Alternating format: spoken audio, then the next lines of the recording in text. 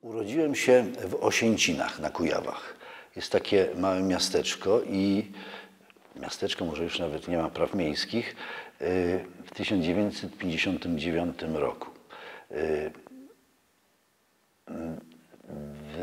Mieszkałem z dziadkami ze strony mamy, szymańskimi. Dziadek był mleczarzem, babcia też. Mieli mleczarnię przed wojną, później znacjonalizowana w takiej miejscowości Bytoń.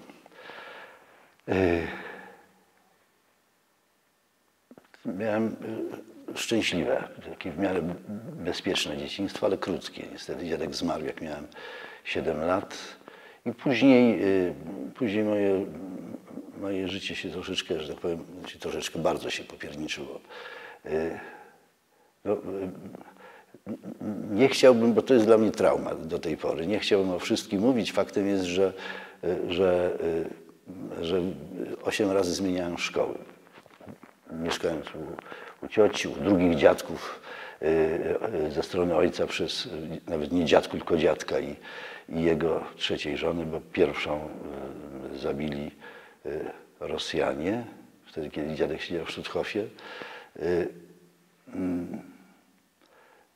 No,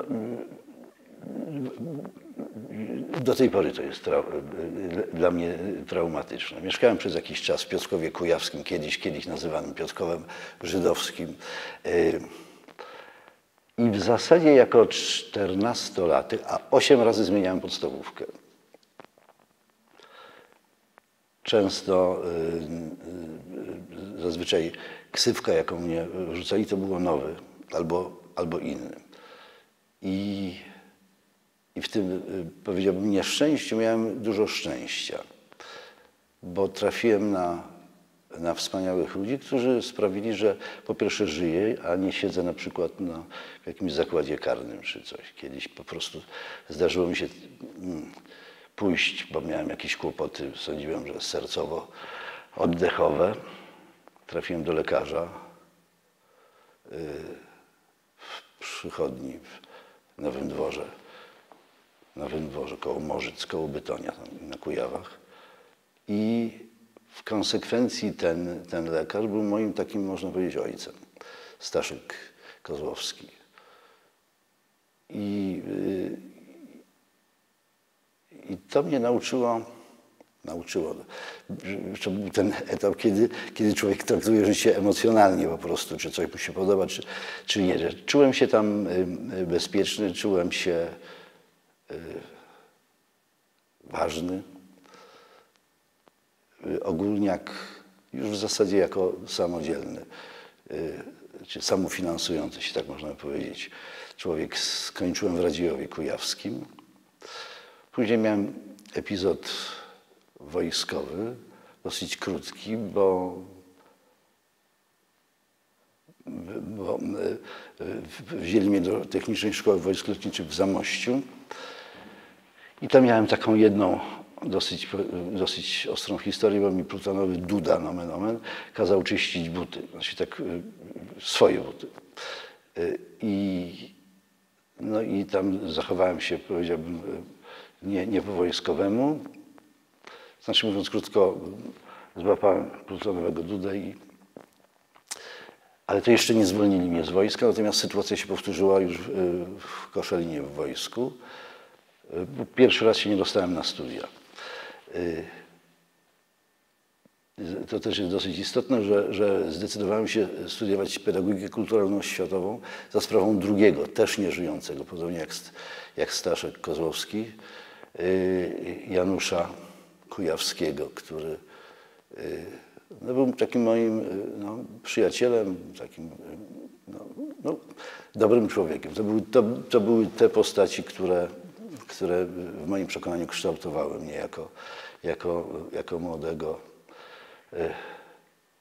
zbuntowanego człowieka.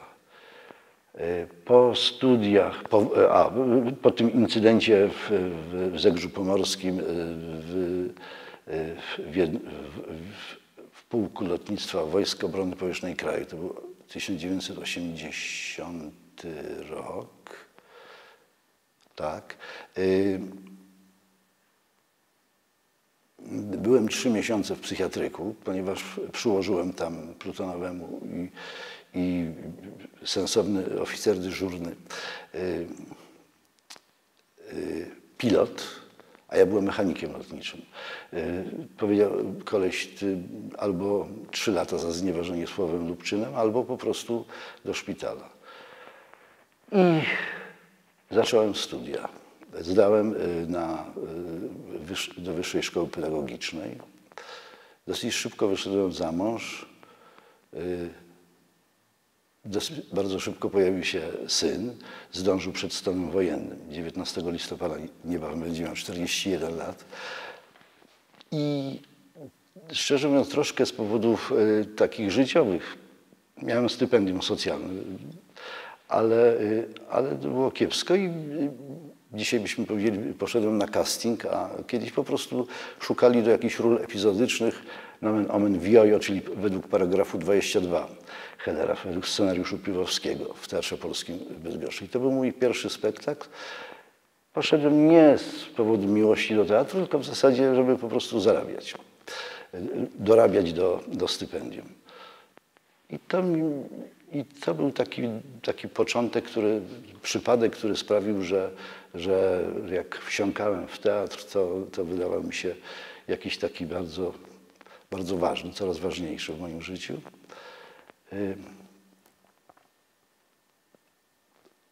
Studia skończyłem w 1984 roku.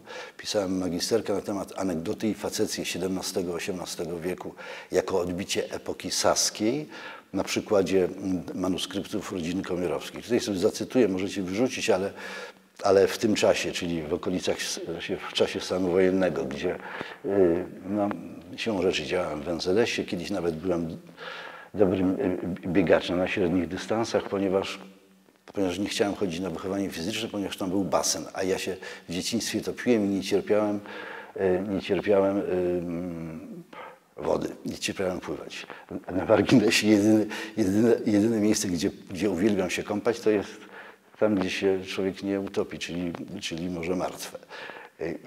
Ilekroć zdarza mi się bywać w Izraelu, to muszę koniecznie jeden dzień spędzić, niezależnie od tego, czy to jest luty, czy żeby sobie pokąpać. Ale no w każdym razie przeszedłem na ITS, ponieważ teatr mnie coraz bardziej, indywidualny tok studiów, bo teatr mnie coraz bardziej wciągał.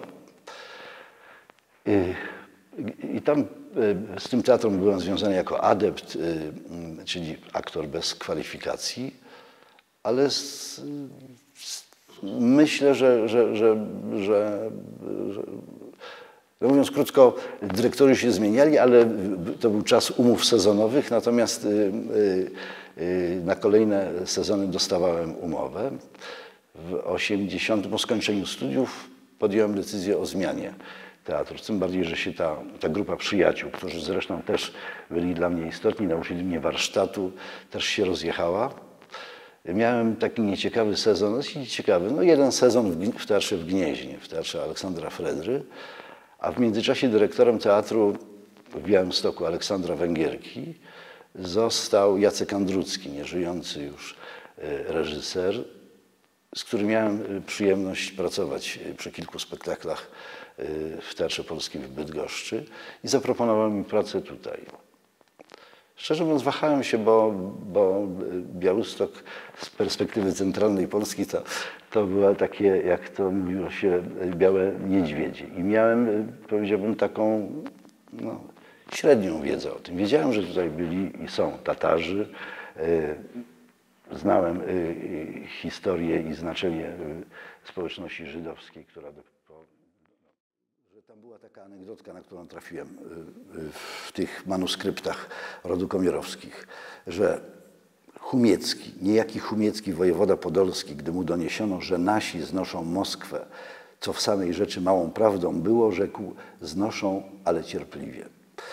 Co sobie wyobrażacie, co to znaczyło w 1983 roku. Ale jak przyjechałem tutaj pociągiem, to pierwsze, co zauważyłem, to była piękna pogoda, maj, słońce, dużo zieleni i i taki biały budynek, byłem święcie przekonany z wieżą taką jak minaret, byłem święcie przekonany, że to jest meczet.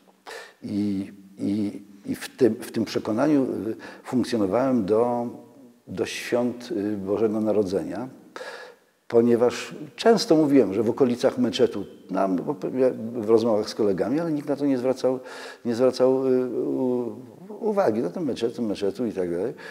Natomiast kiedyś udało mi się obok tego meczetu kupić cytryny, dużo cytryn. I wpadłem w ostatniej chwili przed próbą do teatru, przepraszając, że w ostatniej chwili, bo kupiłem cytryny. Gdzie kupiłeś? Ja mówię, no obok meczetu. Jakiego meczetu? Wszyscy byli materialnie zainteresowani. Wyjaśnili mi, że to nie meczet, tylko kościół Świętego Rocha, ponieważ meczetu nie było. Oczywiście, no ale to anegdotki, natomiast Białystok wówczas w 1985 roku wyglądał zupełnie inaczej i nie wiem, no taka nawet nie nos, ale no, świadomość tego, że to miasto miało jakąś historię, o której się nie mówiło, która była zapomniana. A ja mam w fizie, podobnie jak ty zresztą, że gdziekolwiek jestem, to patrzę, jak widzę, że ten domek jest taki, który miał innych właścicieli, to patrzę na futryny.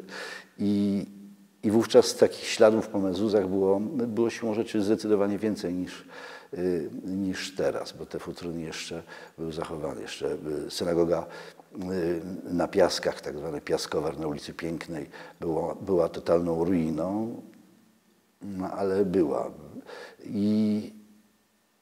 To były lata 80., tak? Tak, przyjechałem tutaj w 85 roku i szczerze mówiąc zakładałem, że przyjadę, że zagram sezon, 2, zresztą szykowałem się do egzaminu eksternistycznego. A już zapomniałem powiedzieć, że jak już dojrzałem do tego, żeby związać swoje życie z teatrem, to zastanawiałem się i nawet dwukrotnie spotkałem Szymona Szurmieja, bo raz się szykowałem, to były czasy, kiedy prowadził studium aktorskie przy Teatrze Żydowskim na Placu Grzybowskim, a drugi raz to już w trakcie studiów w Petersburgu się spotkaliśmy przy innej okazji. Natomiast no, tak się złożyło, że zostałem tutaj do dzisiaj z przerwą, 5-letnią przerwą na studia reżyserii. Zaczynałem w Leningradzie, skończyłem w Petersburgu. Zaczynałem w Związku Radzieckim, skończyłem w Rosji. Tak. Wróciłem, zaczynałem, że tak powiem, wiązać, gdzieś tam coś reżyserować. W międzyczasie powstał ośrodek telewizji polskiej w Białymstoku. Ówczesny pierwszy dyrektor zaproponował mi pracę, to on mi zaproponował. No i z tą firmą się związałem przez prawie 20 lat do 2015 roku, gdzie, że tak powiem, z satysfakcją się rozstałem. No i to w zasadzie wszystko.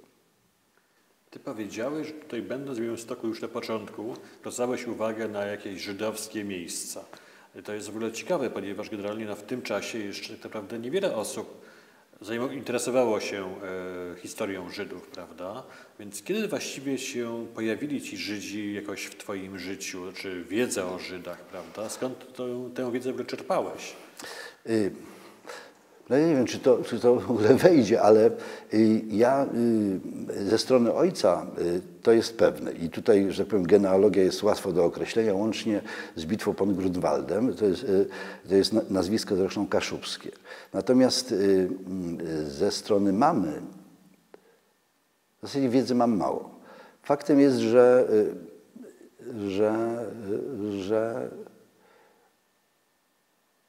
ten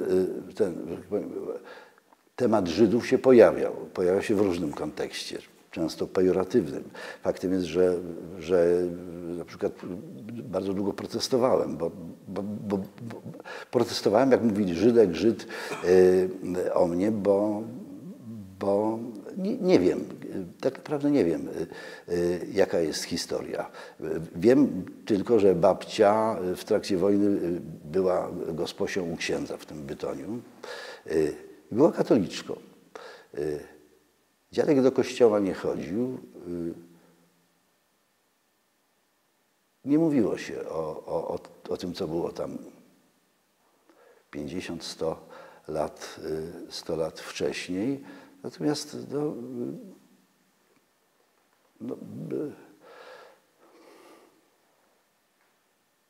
buntowałem się, jak tak mnie nazywano, a z czasem przestałem protestować czy zaprzeczać i w gruncie rzeczy dla mnie to nie jest istotne. Nie jestem religijny w żadnym wypadku, w jakiejkolwiek religii i jestem taki, bo mi się podoba, delikatnie mówiąc, parafrazując Tuwima. Natomiast to mnie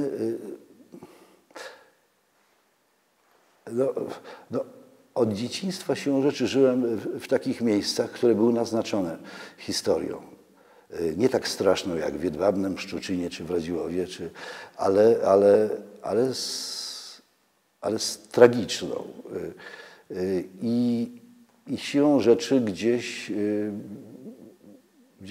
brałem na siebie ciężar tego, co się gdzieś w sobie, co się wówczas wydarzyło. W związku z tym, a poza tym dużo czytałem, zresztą czytam i dużo czytałem i gdzieś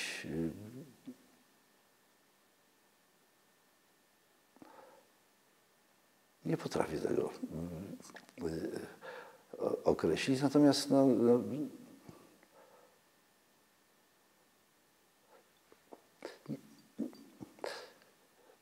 nie potrafię określić. Po prostu tak jest. Tak jest, że to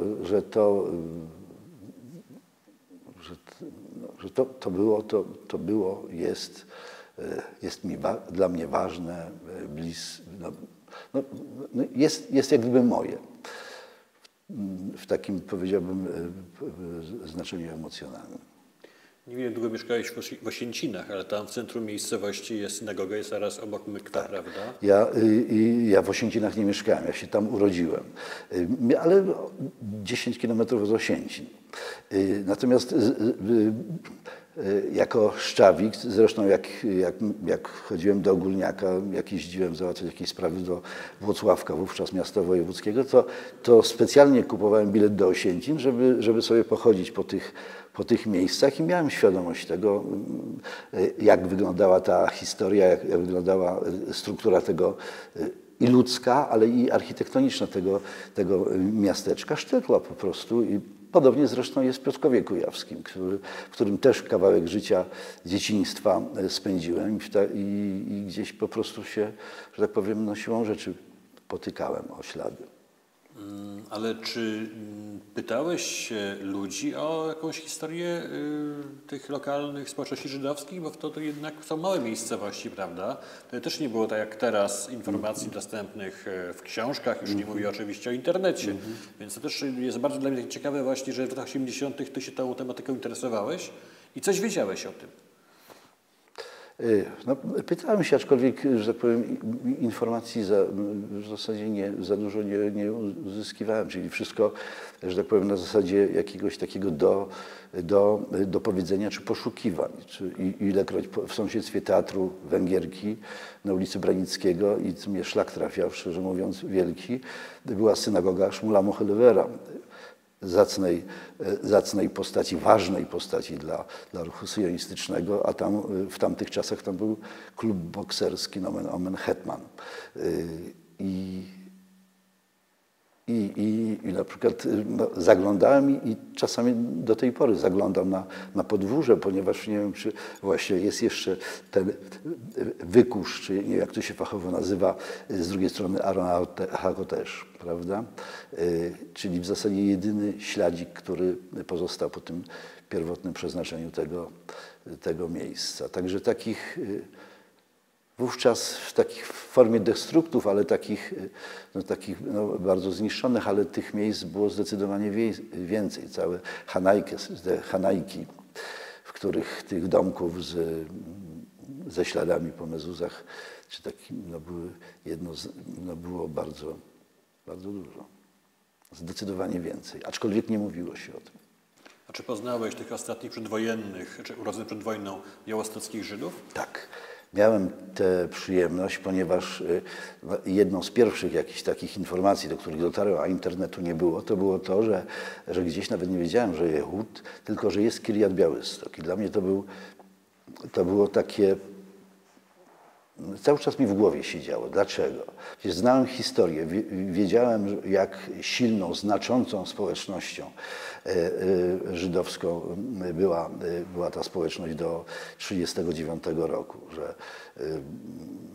że działo się tutaj dużo w każdej ze sfer, że tutaj wielu mądrych. Wiedziałem o tym, że na Sienkiewicza w rodzinie księgarza Abla Kaufmana urodziło się 3 genialnych filmowców. Wśród nich najstarszy Dziga Wiertow, prawda, który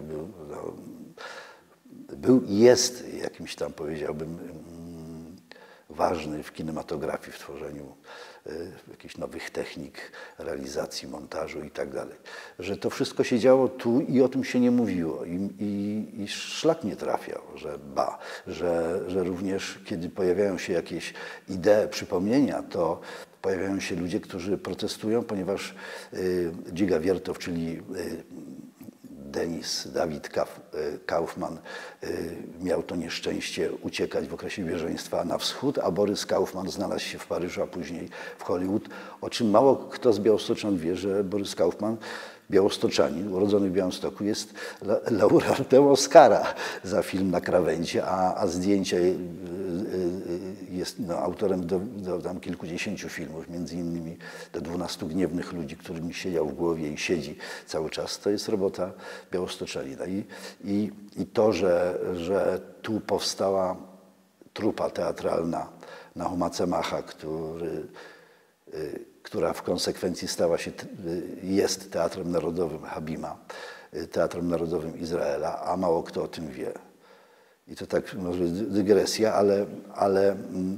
ale mój przyjaciel z petersburskich czasów, który wyjechał, studiował aktorstwo, Michał Cieplicki, wyemigrował do Izraela.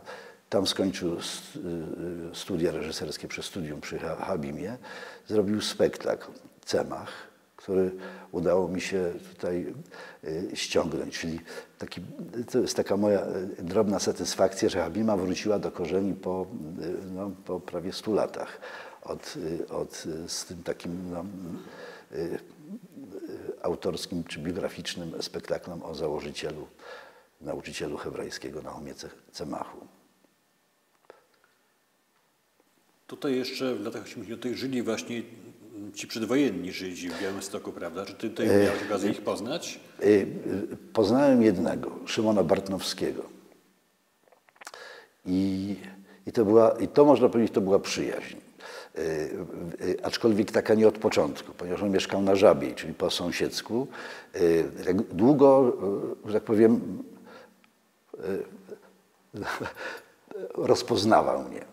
Tak to można by powiedzieć, a później był częstym gościem, ponieważ gościem na Włókienniczej po sąsiedzku w moim pokoju redakcyjnym w telewizji, kiedy przychodził, rzucał na stół Dawidowy, mówi pal, mówi Szymon ma pieniądze i się żeśmy zaprzyjaźnili w zasadzie do końca. Wiele wieczorów, ja jeszcze wtedy byłem trunkowy, w związku z tym zawsze mnie zapraszał, że on najlepszą gałkę rybną robi, w związku z tym, że tak powiem, celebrowaliśmy niekoniecznie religijnie, ale przy wódeczce, przy tych, jak on mówił, gałkę rybne, czyli takie, no mówiąc krótko, gefilte fish,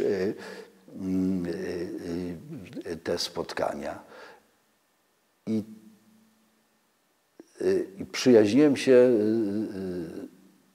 do końca ze Zbyszkiem Siwińskim, którego historię z pewnością znasz i w zasadzie to było też w tym sensie ważne doświadczenie, że Zbyszek był sporo starszy, ale zresztą w moim życiu starsi starsi ode mnie mieli jakieś takie bardzo istotne znaczenie. To oni mnie uczyli życia, mnie się jakoś tak... Być może dlatego łatwiej mi teraz z młodymi, z dużo młodszymi rozmawiać. Czyli ze Zbyszkiem gdzieś próbowaliśmy dociekać, ale podejrzewam, że Tomek Wiśniewski ci o tym opowiedział, jak próbowaliśmy. A historię Zbyszka... Może opowiedz. Zbyszek Siwiński najprawdopodobniej urodził się w 1939 bądź 1940 roku. I wszystko wskazuje na to, że jego biologiczna mama, która już w czasie wojny, kiedy tu między innymi w tym miejscu, gdzie jesteśmy w tej chwili, było getto, najprawdopodobniej wiedziała, że co się dzieje i do czego to zmierza, i poprosiła swoją chrześcijańską przyjaciółkę, panią Siwińską, o to, żeby zaopiekowała się synkiem. I tak się stało. I Zbyszek w zasadzie żył cały czas, przeszedł wszystkie procedury chrześcijańskie. Jak mówił o sobie, był ołówkiem chrzczony, to znaczy tam gdzieś zapisany ołówkiem, jak coś to można zmazać. Ale przeszedł wszystkie te chrześcijańskie procedury. Kiedyś mi opowiadał taką historię, że oczywiście to jest to, że tam ktoś mówi, a to Żydek, a to tego, ty nie tego, ale jakoś tak nie brał do głowy. Opowiadał mi taką historię, że jak był dzieciakiem, poszedł z mamą do poradni, jakiejś tam, nie wiem, ginekologicznej chyba, z tą mamą Siwińską. I ta pani rejestratorka, zapisując tam pani Siwińska, tak, pierwiastka, a ta mama Zbyszka powiedziała tak. I to go zainteresowało, to słowo pierwiastka, że jak mama wróciła z gabinetu, mówi, mama, co znaczy pierwiastka? Cicho, bądź synek tam. I tak dalej. W każdym razie dowiedział się o tym, że nie jest biologicznym synem mamy Siwińskiej od siostry mamy po śmierci mamy Siwińskiej. I była szansa na to, że dokumentacja podobno przechowywała do 1968 roku. Wiadomo, że wtedy to wszystko zniszczyła, spaliła, żeby, mówiąc krótko, żeby mu nie komplikować życie. Może nie chciała, żeby Zbyszek był zmuszony wyjechać. W każdym razie i zaczął się jego, że tak powiem, powrót, przepraszam za określenie, do korzeni, czy poszukiwanie, bo oczywiście nic nie pamiętał z dzieciństwa. I tak powiedziałbym nawet, przepraszam za określenie, ale to naiwne wchodzenie w tradycję, w judaizm, ale takie, to było u niego takie spontaniczne, autentyczne. I z Tomkiem Wiśniewskim namówiliśmy go, żeby zrobił test. Pojawiły się jakieś informacje, że gdzieś kod genetyczny jest gdzieś spójny z jego kodem z Australii. Tomek nawiązał kontakt, ale jakoś tak tam ciśnienie, że tak powiem, tamta strona jakoś nie wykazała zainteresowania. Pojawiły się jeszcze jakieś informacje, niestety Zbyszek nie doczekał. I wiem, że tutaj było jakieś takie drobne oburzenie w środowisku żydowskim, warszawskim, że Zbyszek życzył sobie być pochowanym właśnie z tą mamą, która go wychowała. Na cmentarzu komunalnym, ale mówiąc krótko, pod krzyżem. I to w zasadzie z tych Żydów białostockich, którzy po wojnie żyli w Białymstoku, to byli jedyni. Natomiast większość poznałem, wracam do tego wątku, który mnie zawsze ciekawił, co za imperatyw spowodował, że ci nieliczni, którzy przeżyli koszmar, nieliczni ocaleli białostoczanie, którzy znaleźli się w Izraelu, postanowili nazwać to nowe miejsce do życia Kirjat Białystok. I przy takich sprzyjających okolicznościach namówiłem panią dyrektor Agnieszkę Romaszewską, żeby zrobić film. I tam przy jakimś skromnym budżecie, ale przy takiej solidnej dokumentacji gdzieś tutaj, udało mi się zrobić film Białystok, Kirjat Białystok, szkice do sagi Białostoczan. Miałem to szczęście, bo to już kilkanaście lat temu, że spotkałem się w Izraelu i w Kirjat Białystok, ale i w Jerozolimie, w Tel Awiwie i w Haifie z tymi przedwojennymi Białostoczanami, którzy mi też, mówiąc krótko, otworzyli się przede mną i sercem, ale i wiedzą, i opowieściami, i ten świat mi się, tak powiedziałbym, jakoś tak jak puzzle zaczął układać, jakie to miasto było, czym żyło i dlaczego. Dlatego, że to było rzeczywiście rzeczywiście o takim, powiedziałbym, istotnym znaczeniu. Stąd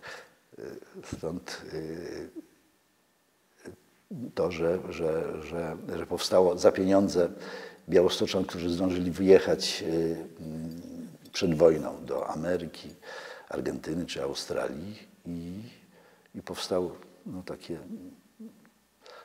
taki kawałeczek. Zresztą nie wiem, czy zdarzyło ci się być tam, ale jak wjeżdżasz w tym Jehud, w tym mieście Jehud, wjeżdżasz do tej dzielnicy, do tego kwartału Kirjat Białystok, jest taki macewo, taki pomnik, można powiedzieć, tam z informacją, że Białystok kiedy powstał i takie 3 symbole w płaskorzeźby w brązie, to jest mianowicie ta nieistniejąca spalona 27 czerwca 1941 roku Wielka Synagoga przy ulicy Surawskiej, wieża ratuszowa, wieża ratusza, który nigdy nie był ratuszem, tylko był kramnicami czy sukiennicami miasteczka, ale z zegarem i jedna z fabryk włókienniczych, czyli to, z czym się Białystok kojarzył i czemu zawdzięczał swój rozwój gospodarczy.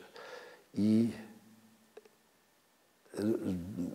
tam spotkałem w trakcie tego mojego pierwszego wyjazdu wielu. No niestety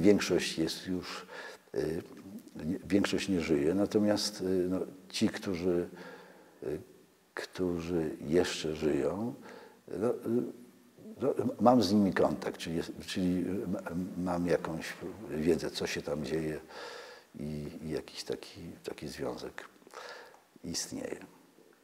Jak ty ludzi odnajdywałeś, jak do nich trafiałeś? No bo rozumiem, że to nie było tak, że chodziłeś od drzwi do drzwi, miałeś jakieś, rozumiem, wcześniej jakieś kontakty z tymi ludźmi, tak? Tak. Wcześniej oczywiście nie było WhatsAppa, w związku z tym, a telefony, jak wiesz, są bardzo drogie, w związku z tym komunikowałem się drogą mailową.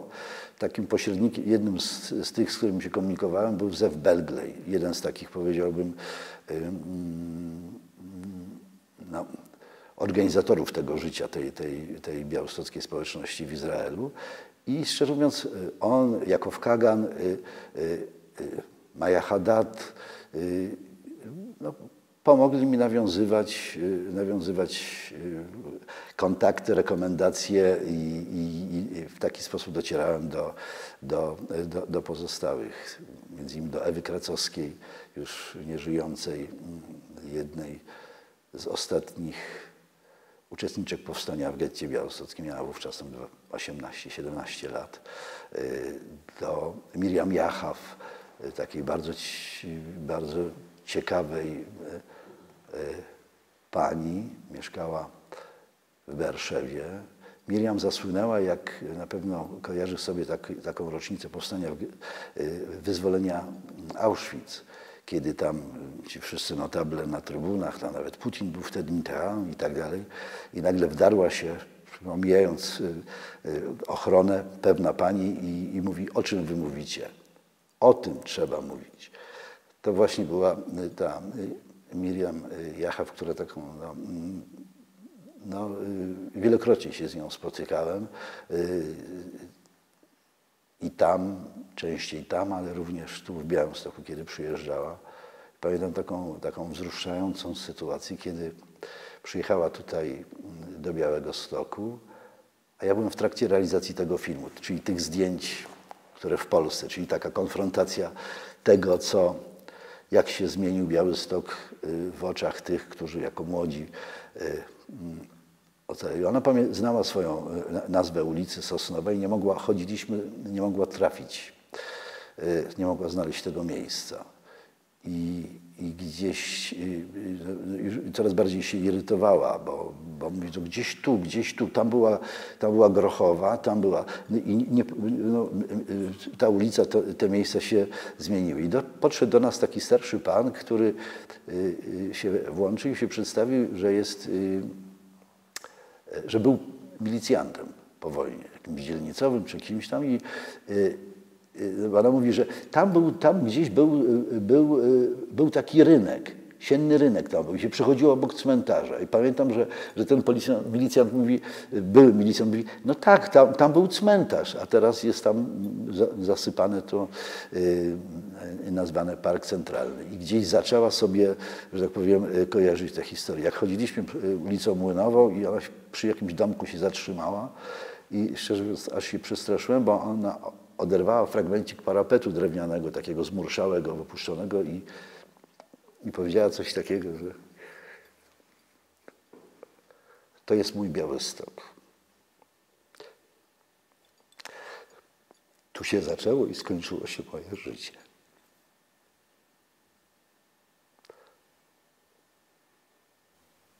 Który to był rok, kiedy powstał ten film?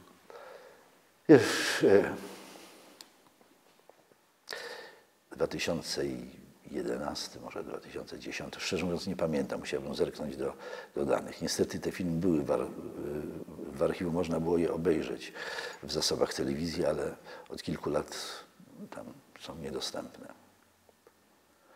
Ale lat kilkanaście minęło i niestety co chwilę dowiaduję się za pośrednictwem tego już kolejnego pokolenia o tym, że kolejni białostoczanie odchodzą.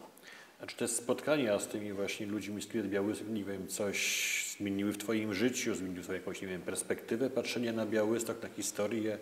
Czy była jakaś taka Zdecydowanie sytuacja, tak. Te spotkania, one, mówiąc krótko, totalnie zmieniły moją, że tak powiem, perspektywę postrzegania Białegostoku, ale myślę, że i wartościowania ludzi, że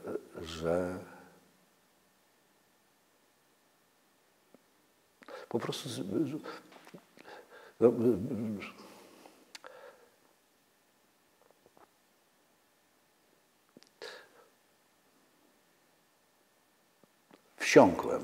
po prostu wsiąkłem w to i myślę, że to było to, że to był ten impuls, żeby nie dać zapomnieć i robić wszystko,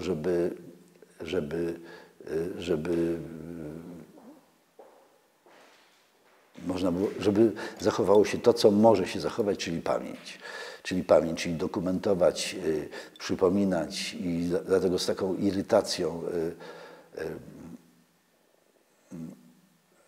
no i jako porażkę, tym bardziej, że jedną z tych osób, które protestowały przeciwko tej tablicy upamiętniającej Kaufmanów, była pani pierwsza kierowniczka Muzeum w Tykocinie, w synagodze tykocińskiej. I to było dla mnie takie, powiedziałbym, otwierało oczy, że świat nie jest czarny i biały, że jest dużo takich, powiedziałbym, no tego elementu odrzucenia, bo już wczoraj wspomniałem Ci o tym Miszce z Zilbersztejnie, którego śmiem nazywać moim przyjacielem z Hajfy, który żył w lesie, bo wymykał się z getta, żeby on mówi zahandlować, no gdzieś tam wziąć ziemniaczka, kartofelka, marchewkę i tak dalej, bo w getcie była mama i siostrzyczka i kiedy go znaleźli po aryjskiej stronie, Gestapo i Judenrat, to go po prostu tłukli tak, że byli przekonani, że już po nim, jak on to określił. Natomiast jakaś starsza pani go no, mówiąc krótko, przebrała, wymyła z krwi, gdzieś są przy fontannie, od niego się dowiedziałem, że przed katedrą na tym wzgórzu była fontanna, gdzie była czysta woda i tam gdzieś się doczołgał. I żył w lesie koło Grodna do momentu, kiedy go armia sowiecka nie wyzwoliła. I pamiętam, jak myśmy chodzili i on gdzieś tak zapomniał wszystko zaczął się taki impuls przypominania czy odtwarzania od momentu, kiedy z Yad Vashem dostał spis ostatniego transportu dzieci do Terezina, które po kilku tygodniach, zresztą 7 października była kolejna rocznica zagazowania, zgładzenia tych dzieci. Przeszło 1200 dzieci i tam znalazł swoje nazwisko i jak przekonałem go, żeby przyjechał tutaj i chodził tam w tych okolicach Brukowej, bo tam sobie przypomniał, że tam mieszkał i pamiętam, że jak taki rozczarowany i zirytowany, mówi, no tam tu gdzieś powinna być synagoga, tu był sklep, tu i jest jakaś starsza pani przed domkiem i mówi, przepraszam, pani tu dawno mieszka? I ona mówi, a co to pana obchodzi? I zamyka drzwi. I takich epizodów właśnie takiego, powiedziałbym, odsuwania się czy zamykania było dużo. No nie da się ukryć i wszyscy o tym dobrze wiemy, że tu w Białymstoku był ten Marsz Równości, który z takimi, powiedziałbym, przykrościami i nieprzyjemnymi zdarzeniami się wiąże. Działam i w zasadzie założyliśmy taką grupę Normalny Białystok na Facebooku. Już z nieżyjącym kolegą, przyjacielem Zbyszkiem Krzywickim, przepraszam, Anką Mierzyńską i próbowaliśmy, że tak powiem, i fizycznie walczyć z tym, czyli zamazując, zgłaszając wszelkiego rodzaju napisy i tak dalej. I w zasadzie tak zjednoczyliśmy się w momencie, kiedy powstał ten symboliczny pomnik, te fundamenty stodoły w Jedwabnem i był taki moment, takie nawarstwienie się zdarzeń, że tam wówczas się pojawiło to nie przepraszamy za Jedwabne, byli łatwopalni i tak dalej. W tym samym czasie w Orli zamazano białoruskie nazwy i na synagodze również pojawiły się jakieś znaki. W gminie Puńsk, zamieszkałej w większości przez Litwinów, tam też dochodziło do jakichś aktów, w Kruszynianach podobnie. Myśmy zorganizowali taką protest, zamanifestowanie naszej solidarności, naszego sprzeciwu wobec tego, co się dzieje. To było jeszcze, już nie pamiętam w którym roku, ale było kilka jeszcze przy poprzedniej władzy, że tak powiem. I spotkaliśmy się przy pomniku Piłsudskiego i idea była taka, żebyśmy szli z jakimiś kwiatami do pomnika Ludwika Zamenhofa. I tam się zjawiła grupa kilkudziesięciu młodych ludzi, którzy po prostu nas zakrzyczeli. I to nawet pół biedy. Natomiast jak żeśmy szli, to pogoda była piękna, to był wrzesień, ale pogoda była piękna i mnie najbardziej zmartwiło to, że ludzie w tych ogródkach kawiarennych siedzieli i w ogóle nic się nie działo, po prostu nie reagowali. I to tak dosyć chaotycznie mówię, przepraszam cię najmocniej, ale tyle jest I to był też chyba taki impuls, żeby słowo walczyć może niewłaściwe, ale żeby gdzieś robić wszystko, aby do takich zdarzeń nie dochodziło.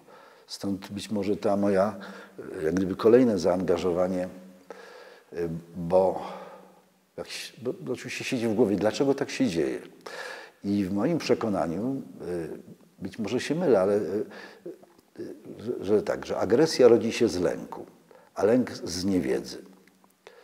I kiedy oswoimy, kiedy wyjaśnimy, że w gruncie rzeczy nie ma się czego bać, to nie trzeba furtki zamykać, czy nie trzeba okna zamykać, czy krzyczeć, czy malować, ponieważ wszystko zaczyna być być prostsze. I w zasadzie ta prosta interpretacja tego zła, które się działo w tym mieście, myślę, że była, że tak powiem, towarzyszyła mi przy pracy, byśmy przeszli teraz do tych moich historii, nie wiem, teatru więziennego, jeśli pozwolisz.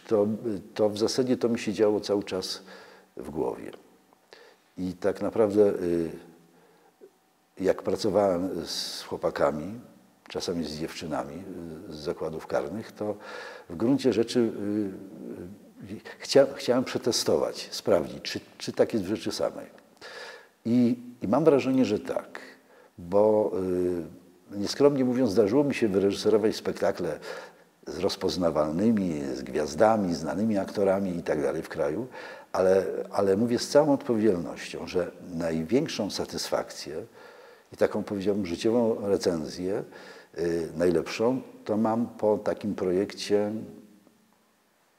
który bardzo egoistycznie, podjąłem decyzję o tym, że robię to i zresztą z oporami ze strony władz, nie da się ukryć, zakładu karnego, ale w związku z tym, że robiłem to non-profit, w związku z tym zaakceptowali ten wariant, to była praca nad sztuką Tadeusza Słobodzianka, Nasza klasa. Tadeusz w swojej łaskawości wyraził zgodę na zagranie jednego spektaklu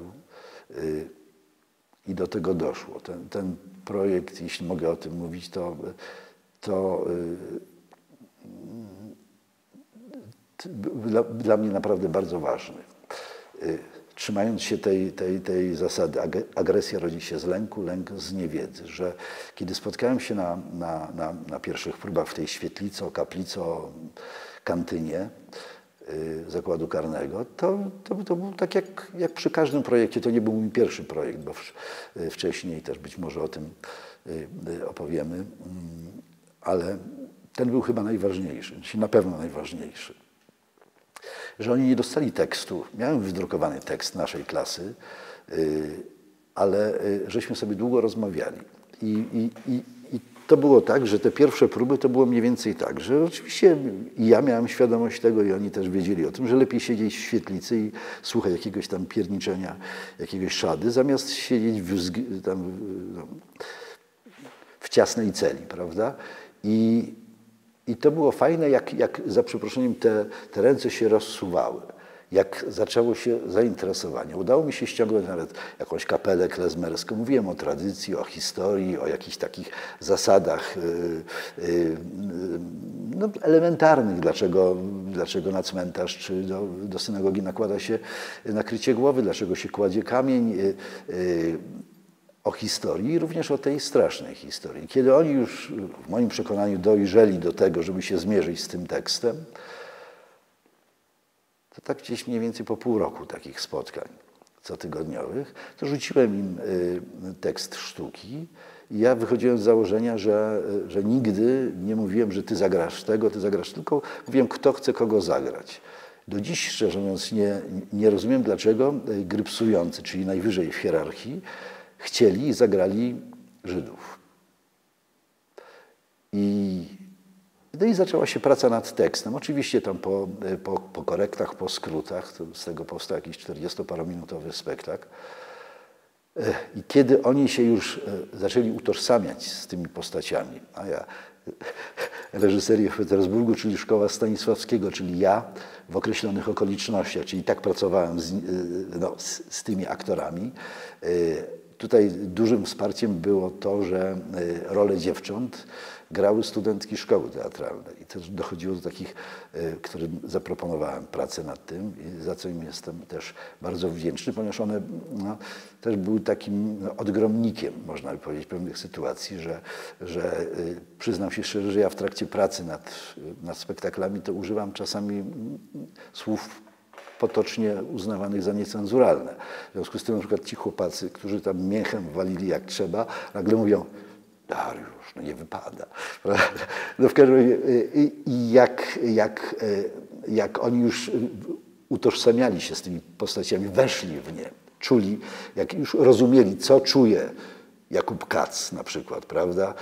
Jak się zachowuje, dlaczego jest taki, a nie inny Henryk i tak dalej, to przekonałem dyrekcję, żeby dać im możliwość dokonać takiej wizji lokalnej. Znaczy, mówiąc krótko, żeby pojechali do Jedwabnego. Łaskawie dyrekcja, tu Tadeuszowi Kaczyńskiemu serdecznie dziękuję, był wówczas dyrektorem, zgodził się na to. Panowie ze służby więziennej byli w cywilkach, pojechaliśmy busem nieoznakowanym i pamiętam te historie, jak oni wsiadali jeszcze za kratami do tego auta. Z tego z przyjacielem zrobiliśmy taki reportaż 20-parominutowy nazwany Kochana nasza klaso.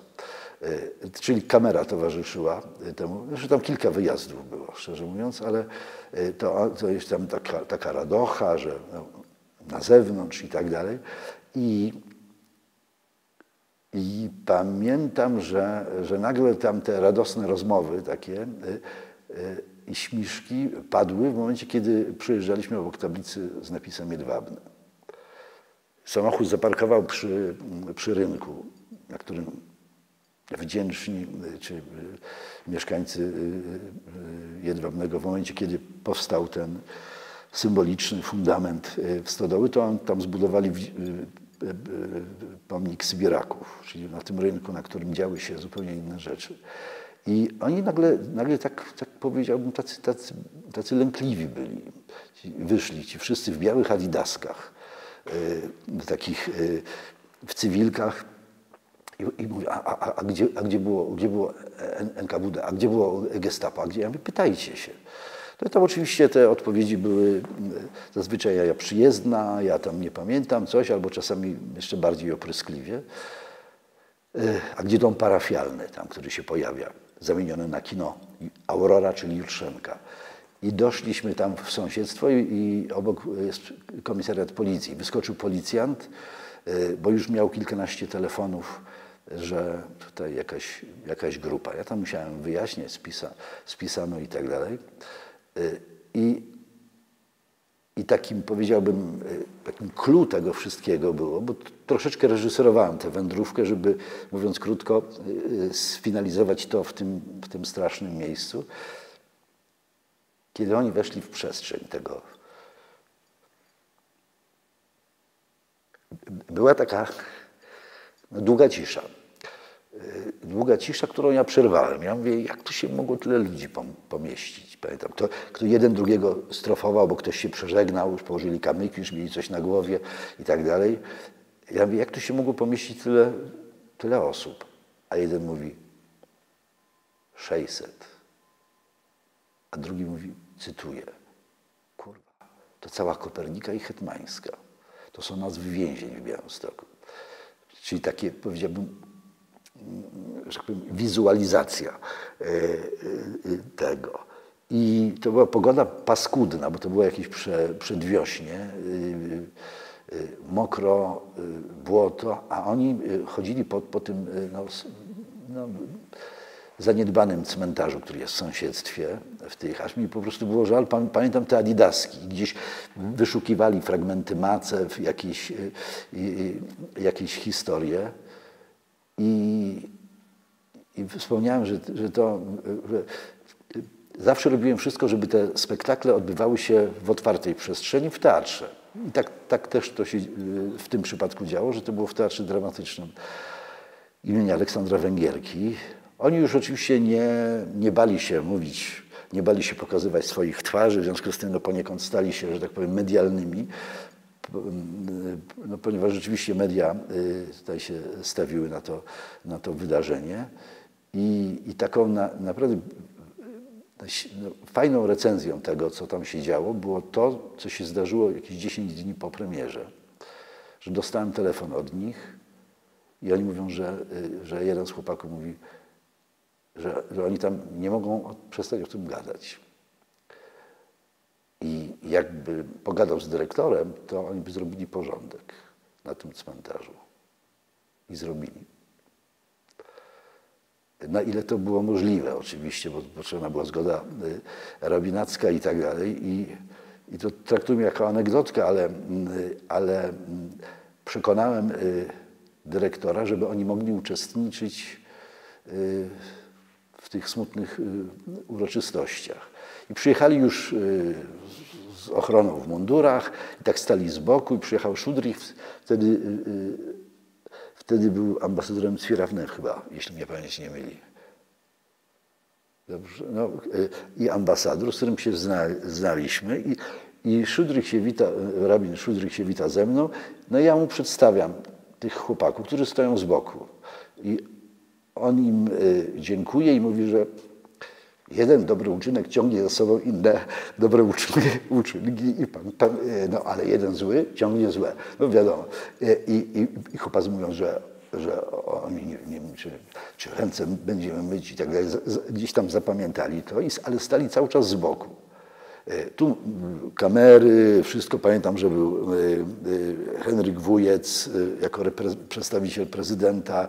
No i to, tak jak to się zazwyczaj w tym smutnym miejscu, strasznym miejscu odbywa. I jak już po tej części oficjalnej rabin Szudrych, a później ambasador Izraela mówi: dziękuję wszystkim państwu, że tu jesteście, a najbardziej dziękuję tym panom więźniom. To wyobrażajcie sobie, że wszystkie kamery, po prostu nagle dziennikarze szukają, o kogo tu chodzi, że w gruncie rzeczy stali się mimowolnie bohaterami tego zdarzenia. I fakt, że nikt nie wrócił z nich do więzienia, jest dla mnie taką, powiedziałem, dodatkową satysfakcją. I stoją po tej dobrej stronie. Na potwierdzenie tego to już dam Ci link, ponieważ kolega dziennikarz, który teraz w Ukrainie rejestruje to z Onetu, zrobił wywiad z jednym z chłopaków na Onecie. On zresztą pojawił się chyba w rocznicę kolejną. I z takich, powiedziałbym, istotnych projektów, też nie pierwszych, to był teatralnych, to był projekt teatralny oparty na taką autobiografię Samuela Pizara Z krwi i nadziei, zresztą po sąsiedzku, a tu w tej synagodze miał bar micwę już w trakcie, kiedy przeniesiono rodzinę Pizarów do getta. I oczywiście chłopacy się zmieniali, bo wychodzili, zawsze tam było 2, 3, którzy w kolejnym projekcie się pojawiali, natomiast no, pojawiali się nowi. I też pamiętam, że wtedy ta kamienica przy Dąbrowskiego 20, czyli kamienica Pizarów, była w strasznie opłakanym stanie. Tam był ten status własnościowy jakoś nieokreślony i zresztą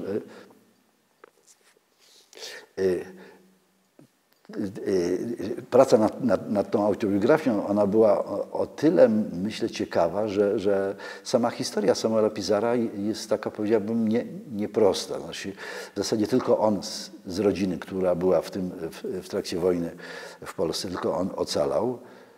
I odnoszę wrażenie, że ocalał dlatego, że jak został wieziony do Auschwitz, mama kazała mu włożyć długie spodenki, żeby od razu, że powiem, nie był długie spodnie. I tam się w Auschwitz zakolegował się z Benem, takim chłopakiem z Białegostoku, i Niko. Taki 17-latek, ale kryminalista z Holandii. I oni, mówiąc krótko, trzymali się ze sobą, czyli że tu pojawił się taki, powiedziałem, resocjalizacyjny element, że jak się chce, jak są sprzyjające możliwe okoliczności, to mówiąc krótko, można wyjść na ludzi, ponieważ no, oni tam się, że powiem, przeżyli marsz, trzymali się we trójkę bardzo solidnie. Byli w tym marszu śmierci, gdzieś uciekli, schowali się w stogu i tam jakiś czołg amerykański, on zobaczył, że jakiś czarnoskóry wystawał i po angielsku "Boże, chroń Amerykę" zakrzyczał. Jedyne, co znał po angielsku, bo tego go mama nauczyła. I później robili jakieś geszefty, mówiąc krótko, handlowali, gdzieś przemycali, wynosili kawę, jakieś rzeczy z tej części amerykańskiej, łącznie z tym, że oni siedzieli w Landsbergu, w tym więzieniu, w którym siedział Hitler. I tu jakiś mądry prawnik sprawił, że właśnie wykorzystując ten fakt, że ofiary Holokaustu siedzą w tym. W każdym razie długa historia. Pojawił się korespondent wojenny, mąż siostry mamy, jeśli mnie pamięć nie myli, z Paryża, który go namawiał, a Samuel Pizarro powiedział, że tylko jeśli we trójkę. Tylko tam zdaje się, że sobie siostra nie radziła z nimi i wujostwo w Australii. Niko miał taką biografię kryminalną, że nie dostał wizy do Australii. Nie pojechał. Pizarro się spotkał z nim po jakimś tam czasie i tak powiedziałbym, taka smutna rzeczywistość. Natomiast wujowie po prostu zainwestowali w jego edukację, wyzdrowienie, nie wysyłali go do sanatorium. Mówię o tym dlatego, że to było dosyć, w moim przekonaniu, ważne dla tych chłopaków, którzy, że tak powiem, gdzieś wchodząc w postaci, które tam prezentowane, gdzieś współuczestniczyli w przewartościowywaniu swojego życia i w zmianie również siebie. To też było fajne, że jak ta kamienica była taka zapuszczona, to że oni by chętnie wyremontowali ją. Tu niestety tam jakieś prawne historie, za chwilę się pojawił jakiś właściciel, który doprowadził do tego i pamiętam taką sytuację, że oni sami zupełnie niepotrzebnie dla spektaklu, ale wyszli z inicjatywą, że oni by gwiazdy Dawida. Wyobrażasz sobie, recydywiści, którzy, że tak powiem, nie mieli oporów, żeby nałożyć łaty.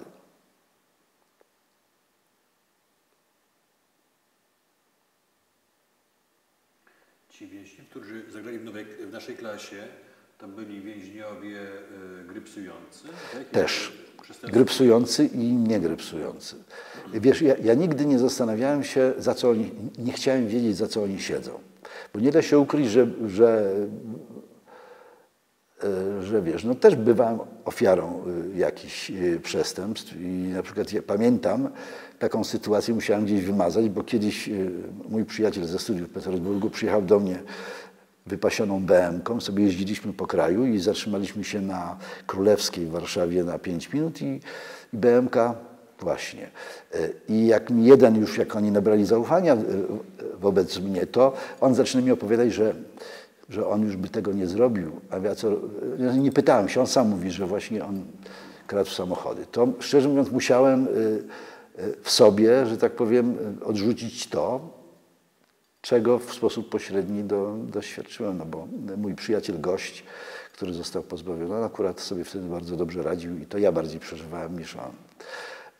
Ale to byli grypsujący i że tak powiem, już nie nazwę, ale wiadomo o co.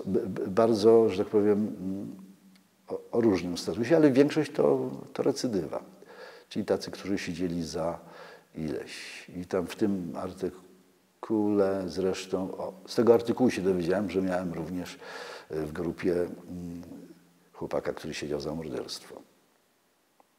Który się totalnie... Jak sądzisz, czemu właśnie udział w tym spektaklu w Wizyta w Jedwabnem, czemu tak wpłynęły na nich?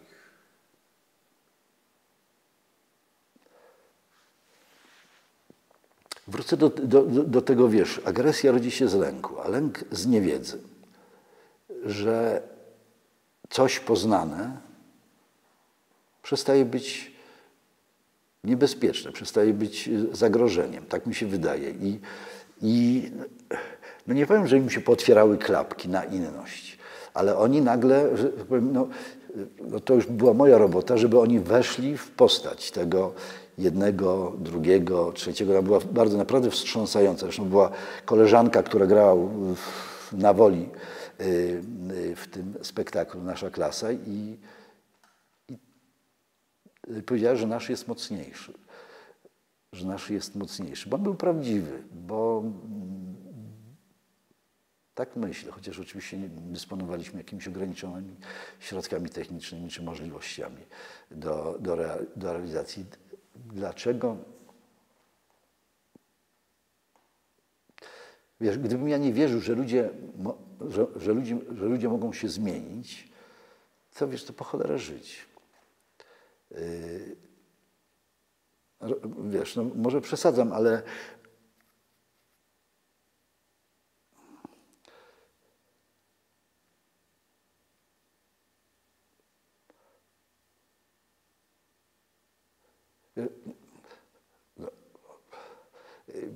inaczej.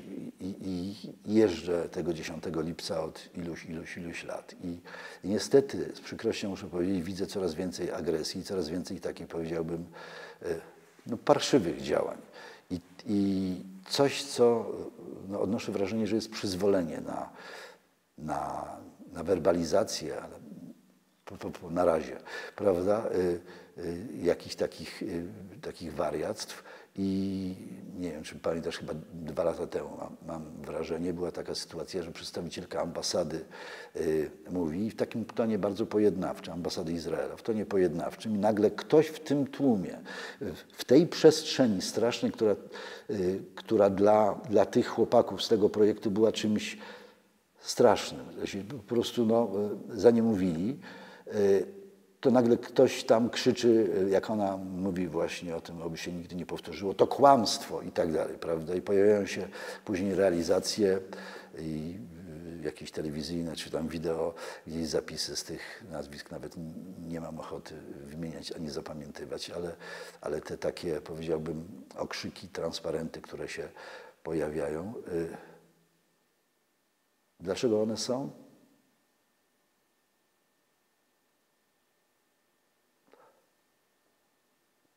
Dlatego, że źle się dzieje, że odnoszę wrażenie, że nigdy nie było dobrze, że tak powiem, z tą jakąś prawdą historyczną. Ale ostatnie 7 lat sprawia, że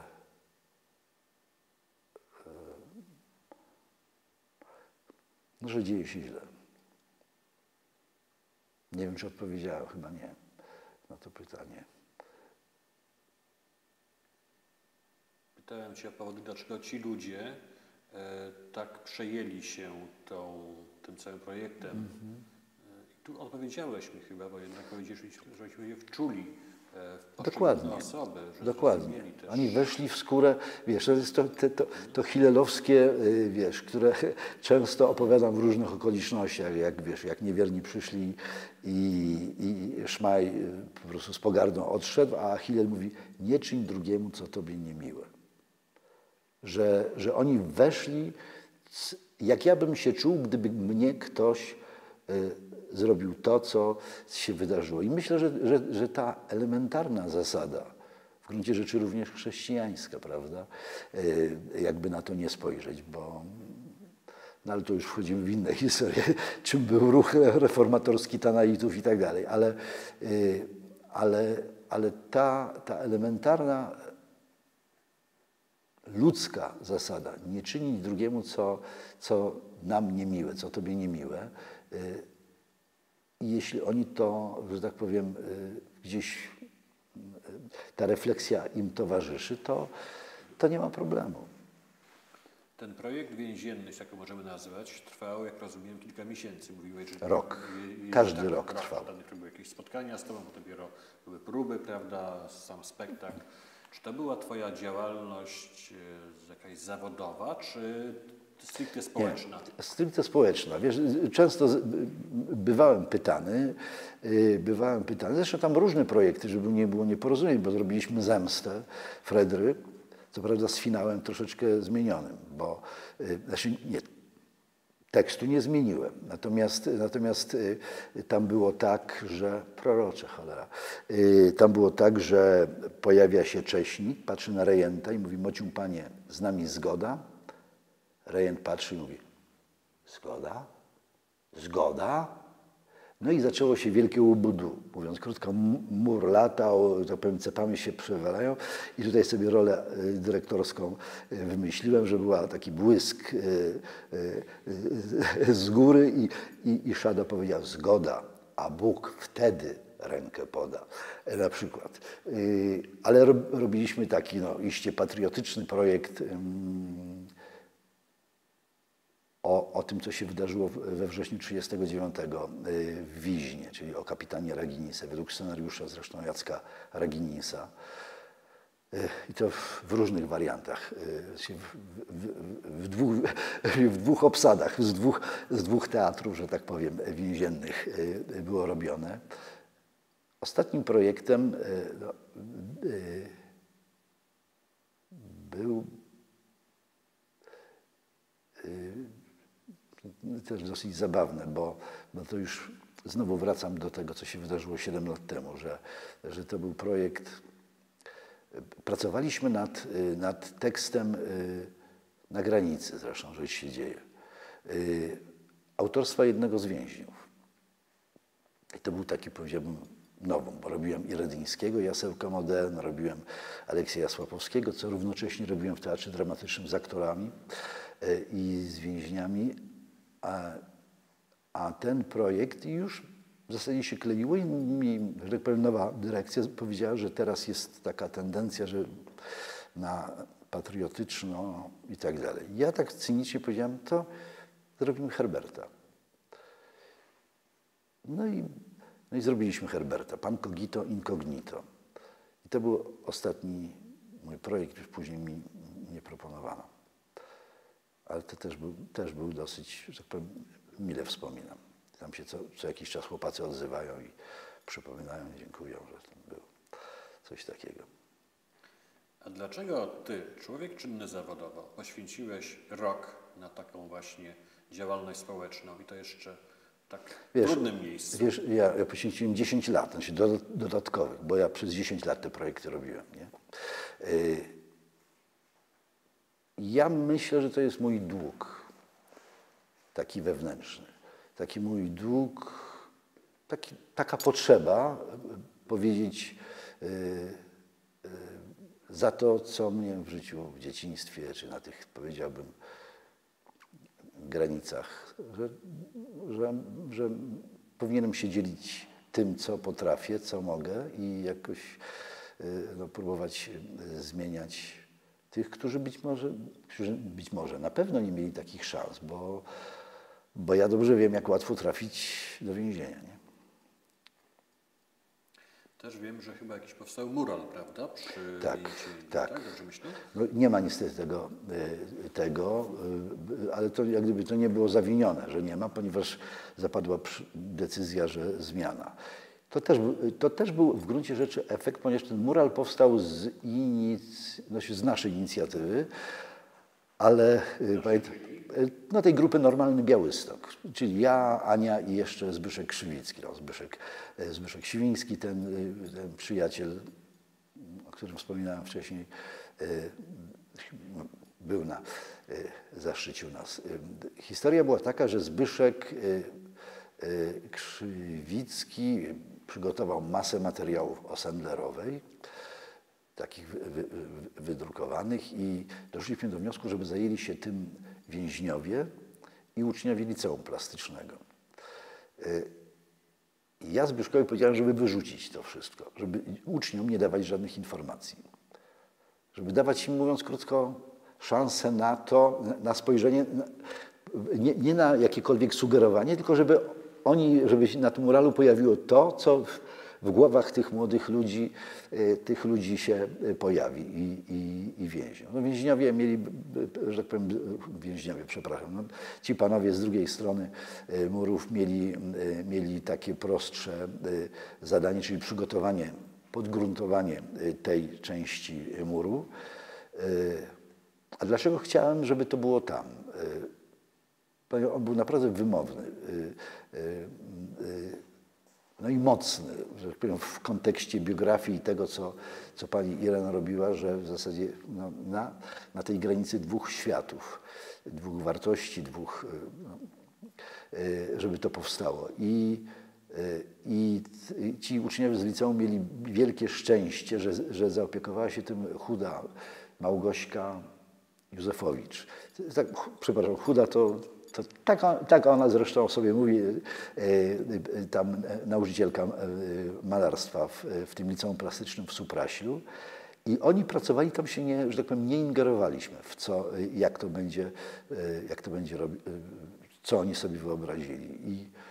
I bardzo dobrze, ponieważ powstał mural, który w zasadzie był taką egzemplifikacją pokoiku pani Irenki w tym domu starości, czyli z dużą ilością różnych obrazków, zdjęć, między innymi swoich, ale i tych dzieci i tam się pojawiały takie symboliczne jabłonki, słoiczki z danymi. Chłopacy z kolei chłopacy z drugiej strony wykazali się tym tekstem, że każdemu, kto to nie należy, podać rękę. No, było mocne i myślę, że to też to jeszcze inaczej, bo ten mural był drugim muralem, który my jako Normalny Białystok. Natomiast na pewnym osiedlu, Leśna Dolina, takie blokowisko z czasów PRL-u i tam no, dochodziło do takich zdarzeń, że na przykład w mieszkaniu Czeczenów ktoś tam coś podrzucił, jakieś spalenie i było takie zdarzenie, że w mieszkaniu, gdzie mieszkała rodzina hindusko-polska, podpalili to tam drzwi czy coś, czy mieszkanie. I tutaj się żeśmy dogadali z fajnymi artystami i z prezesem ówczesnym spółdzielni, żeby na ulicy Batalionów Chłopskich, na sąsiadującym z tym blokiem, ale na takim wyjazdowej ulicy, na froncie czteropiętrowego bloku stworzyć taki mural, gdzie przedstawiający, zresztą inspiracją była fotografia, w tej chwili nie przypomnę sobie nazwiska autora, zresztą że powiem, załatwiliśmy sprawę praw, inspiracją, która zdejmuje maskę czarnoskórej dziewczyny i z tekstem Tetmajera wszyscy jesteśmy równi, tylko nierówność nas dzieli. I szczerze mówiąc, mówię o tym dlatego, że to jak gdyby to były działania poza jakąś tam, że powiem, to moją, że powiem, działaniami w zakładzie karnym. Natomiast pamiętam, nie pamiętam, chyba Zemstę wtedy, pracowaliśmy nad Zemstą. I szumu było dużo medialnego na ten temat, a wiadomo, że chłopacy oglądają telewizję i czytają gazety z nudów. I szczerze mówiąc drżałem, jak oni zareagują na te moje działania. Byłem ciekawy i pełen niepokoju. I wszedłem do tej świetlicy remizu kaplicy i tacy, powiedziałbym, znaczący mówią: świetna robota, świetna robota. I to też był taki, powiedziałbym, impuls zresztą z tym chłopakiem jestem w stałym kontakcie, który, tak powiedział, był bardzo tam znaczący, ważny w tych strukturach, który teraz robi po prostu rzeczy niesamowite. Organizuje jakieś akcje charytatywne na rzecz jakichś tam chorych dzieci potrzebujących środków. Kupę naprawdę niesamowitych rzeczy. I byłem zaproszony na jego ślub, wyobraź sobie.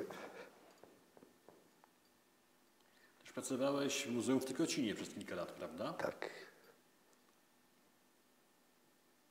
Opowiesz o tym? O twojej pracy? Co tam robiłeś? Jak to na ciebie wpływało, czy też nie wpływało? Znaczy, mam wrażenie, że w miarę swoich możliwości powiem, gdzieś tam się realizowałem. Postawiłem sobie takich kilka celów. Nie jestem historykiem z wykształcenia, raczej, że tak powiem, wychodzę z założenia, że ważne, nieważne co, ale ważne jak. I w związku z tym mnie tam, gdzie mogłem mieć, zdarzało się takie dosyć często takie spotkania z tymi, którzy przychodzą, którzy dysponują, czasami w ogóle nie dysponują wiedzą. Taka, powiedziałbym, świecka opowieść o ciągłości gdzieś. To mi przyświecało, żeby brałem na siebie takie, powiedziałbym, trudne wyzwania. Możecie to wyciąć, jak trzeba będzie, ale na przykład w trakcie, kiedy była synagoga remontowana, z unijnych zresztą, trzeba powiedzieć, uczciwie pieniędzy, i przyjechała wycieczka Radia Maryja. To było widoczne, bo oni wszyscy w koszulkach byli Radia Maryja. I to była jakaś fajna pogoda i już słyszałem, oni, że pewnie nie kojarzyli, kto ja i tak dalej, jak tam właśnie takie komentarze typu to niech te Żydki za swoje tam remontują tam coś tam i takie tam jakieś różne gadki. I nie musiałem. Nie brałem za to, znaczy ja i tak nie brałem jakiejś tam ekstra kasy za oprowadzanie, natomiast zaoferowałem się, że ich pooprowadzam. I tak mówiąc krótko, no, nawet nie to, że stawiałem sobie za cel, tylko żeby wyjaśnić, że coś z czegoś, żeby im uświadomić, że ten, w którego głęboko wierzą, to do mniej więcej 33 roku naszej ery zmierzał do tejże świątyni, prawda? Że pierwszy raz przemawiał w synagodze mniej więcej w takim okresie, kiedy w tradycji żydowskiej nazywa się to tak, a nie inaczej, że oni zresztą nie wiedzieli o tym. Ja przepraszam, ale tak perfidnie ja mówię, że synagoga nie jest świątynią, bo świątynia była tam, zburzono w 71 roku naszej ery. I mówię, no zresztą chodził tam ktoś, o kim państwo z pewnością wiecie więcej ode mnie. I nie wiedzieli. Ja mówię, no właśnie ostatni raz był tam podobno w 33 roku naszej ery. Czyli zmierzał. Nie widzieli. Tylko się nie śmiej. I nagle ktoś mówi, Jan Paweł II? No, przykre, ale tak było. I tutaj, że tak powiem, akurat z tą grupą zrobiłem coś, ponieważ w tej wieży, która pełniła różne funkcje, między innymi takiego aresztu, zaaranżowali koledzy, to jeszcze przede mną, takie dwa pomieszczenia. W jednym taki umowny pokoik rabina z tymi atrybutami, które niezbędne są do spełniania funkcji rabina i przypomnienie, że było ich 33, no i oczywiście postać Rywki Tyktiner, z której Tykocin powinien być dumny, prawda? Natomiast w górnym jest stół przygotowany do Seder Pesach. I tak skalkulowałem, że tam będzie bardzo ciasno, bo to cały autokar był, ale zaproponowałem, że im pokażę coś ekstra i cały, że tak powiem, w ścisku, całe te 40 tam osób weszło do tej sali sederowej.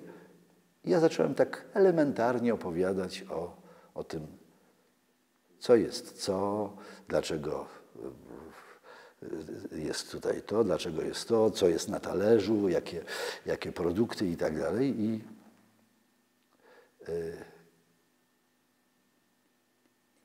Nie wiem, no, myślę, że miałbym satysfakcję, gdyby w 5 głowach tych osób, gości naszych, pojawiła się refleksja, że jednak coś wynika z czegoś, prawda? Że coś, co chrześcijanie nazywają ostatnią wieczerzą, w tradycji żydowskiej nazywa się Seder Pesach, prawda? Że 3 listki macy, czyli mąka i woda. Oczywiście często musiałem wyjaśnić, że tam innych elementów się nie dodaje, prawda?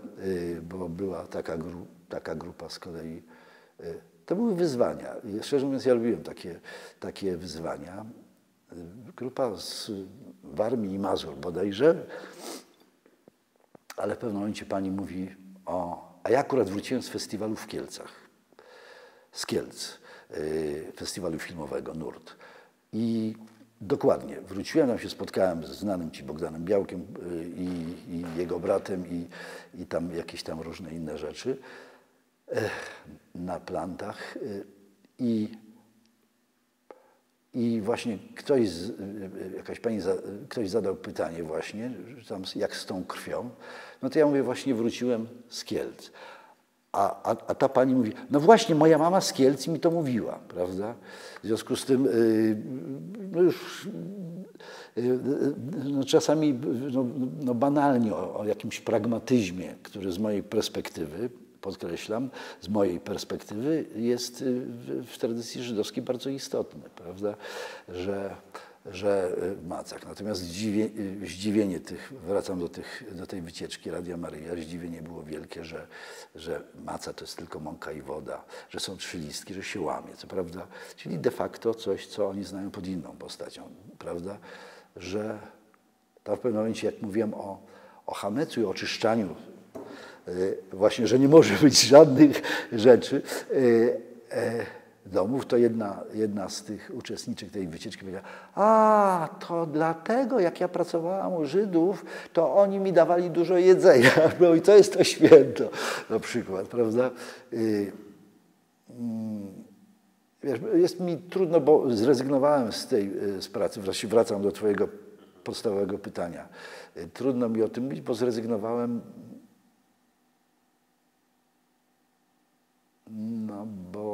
bo trudno mi się tam współpracowało. Tak, nie ze wszystkimi, żeby nie było nieporozumień, ale no mam satysfakcję i że przez ten okres, kiedy byłem związany z synagogą w muzeum w Tykocinie, udało się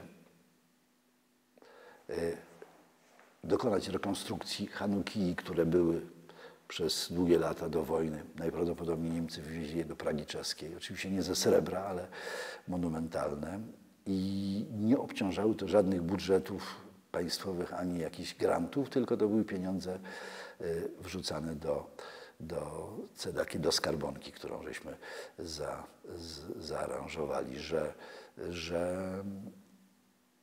że powstał memoriał w przestrzeni synagogalnej, bo to takie smutne, że rzeczywiście grupy żydowskie traktują jako obligatoryjny, można powiedzieć, w trakcie wizyty w Tykocinie, wizytę w Łopuchowie. Natomiast nieliczni Polacy jadą tam, no, zazwyczaj 25 sierpnia w kolejną rocznicę tego strasznego, co się tam stało. I bardzo mi zależało, żeby w tej przestrzeni, w mieście było coś, co nawiązuje do tego strasznego wydarzenia z sierpnia 1941 roku.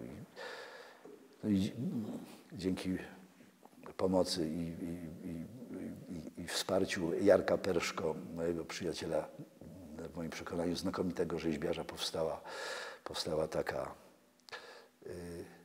no, nie wiem, czy widziałeś to, czy jeszcze nie widziałeś tego. Józek widział, bo był na otwarciu. No w każdym razie takie w murze wokół synagogi jakby wyłaziły spod ziemi 18 warstw stalowych takich macew, świadomie zardzewiałych, z przeszło 400 nazwiskami tych, których tam 25 sierpnia zamordowano. Nazwiska, a z każdym nazwiskiem wiąże się kilkanaście, a czasami kilkadziesiąt osób. To jest druga rzecz i niedawno oprowadzałem moją znajomą, która zajmuje się kopistami, ale to jest inna historia, czyli tymi artystami, którzy w getcie zmuszali byli przez Niemców do kopiowania mistrzów i tak dalej. Maszę Makarową zawiozłem i z satysfakcją muszę stwierdzić, że jest kolejny element, o który zabiegałem, który w zasadzie już w częściach został stworzony, zrekonstruowany kior, który wzorowany na tym oryginalnym, który był do wojny. Teraz pracujesz w Galerii Imienia Ślędzińskich. Tak. Też w dawnej synagodze. Pracuję, za dużo powiedziane. Współpracuję póki co. Nie mam etatu, ale tak, jestem związany z Galerią Ślędzińskich. Co ty obecnie robisz w ramach tej współpracy? Z wielką satysfakcją muszę powiedzieć, że zrobił się taki mały, duży krok, że Galeria Ślędzińskich, mieszcząca się, galeria ma kilka punktów. Galeria na Wiktorii, która się specjalizuje w prezentacji fotografii, galeria na Legionowej, sztuka współczesna, przede wszystkim galeria przy rynku, Kościuszki Od niedawna tam jest ekspozycja prac Slędzińskich, które mieściły się tutaj właśnie na ulicy kiedyś Polnej, teraz Waryńskiego 24, w budynku synagogi Cytronów. I z satysfakcją trzeba powiedzieć, że ten mały, wielki krok to jest to, że galeria się nazywa Galeria Kultury Żydowskiej. I zależy nam na tym, żeby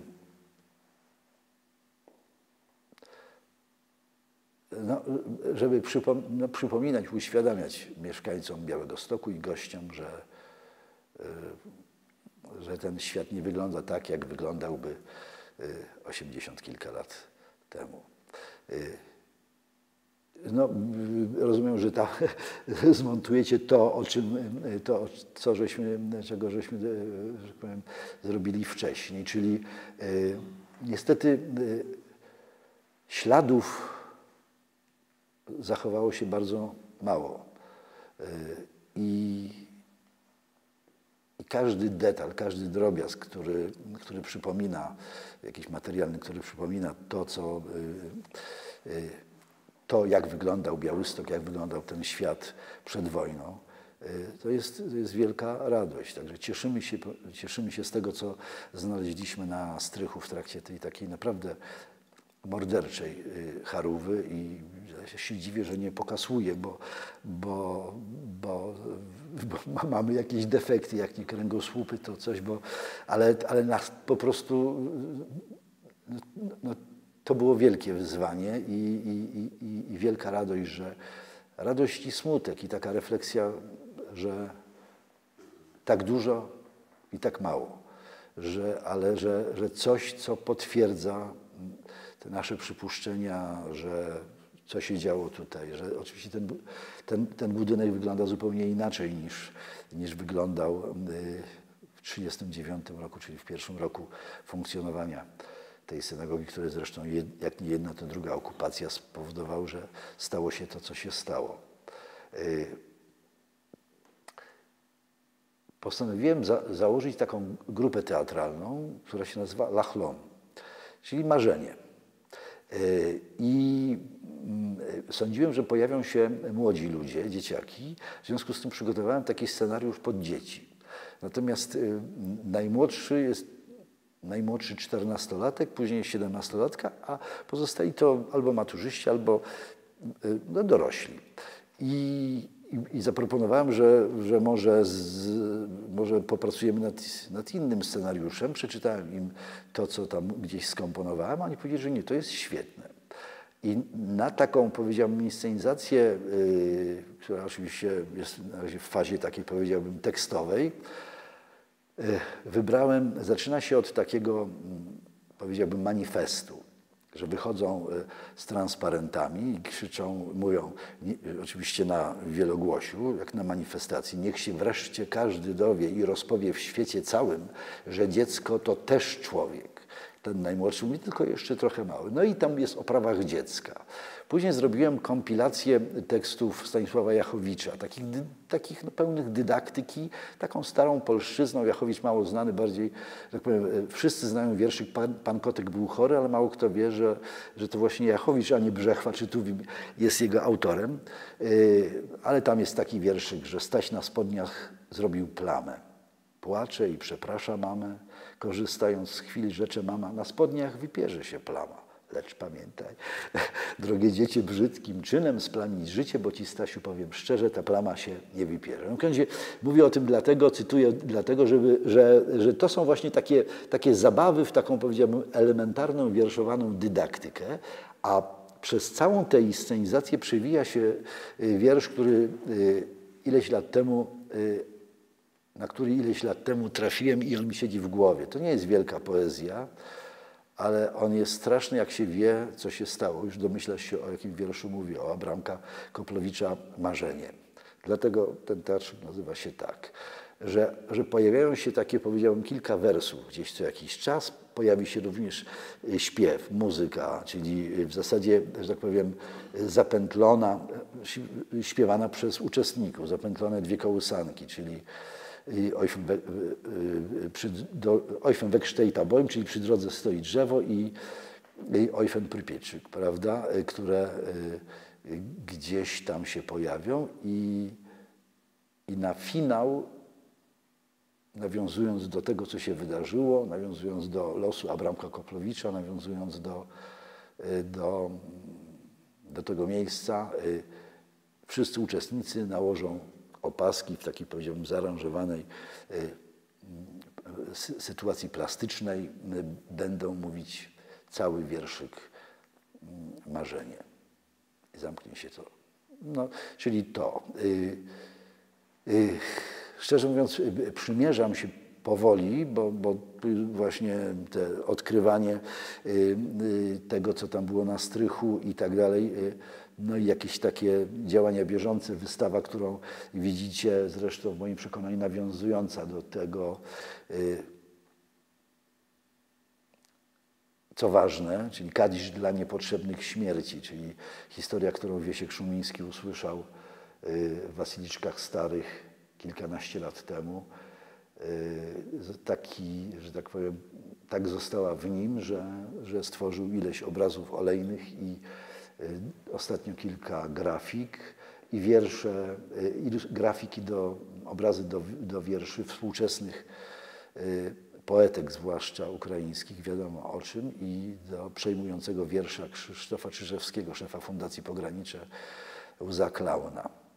I byłem kuratorem tej wystawy, która jest w tej chwili prezentowana, w związku z tym siłą rzeczy to mi sporo czasu zajęło, aczkolwiek myślę o inscenizacji dzienników Dawida Szpiro.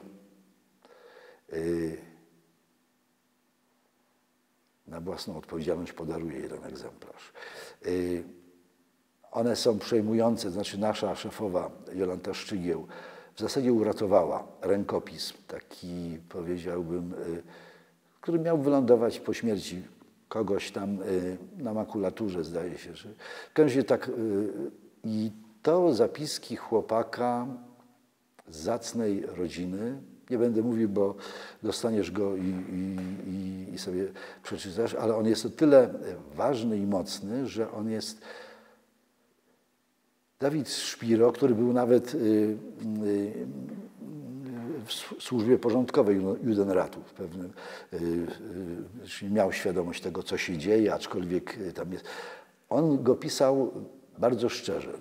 Znaczy, on był święcie przekonany, że nikt go nie przeczyta, tego pamiętnika. Tak mówię to z całą odpowiedzialnością. W związku z tym jest bardzo, bardzo prawdziwy i chciałbym, nie da się ukryć, że wolałbym to zrobić z zawodowymi aktorami, ponieważ to jest bardzo solidne przedsięwzięcie, aby jednym z elementów upamiętniających 80. rocznicę wybuchu powstania w getcie białostockim była ta inscenizacja tego widowiska opartego na tym pamiętniku Dawida Szpiro.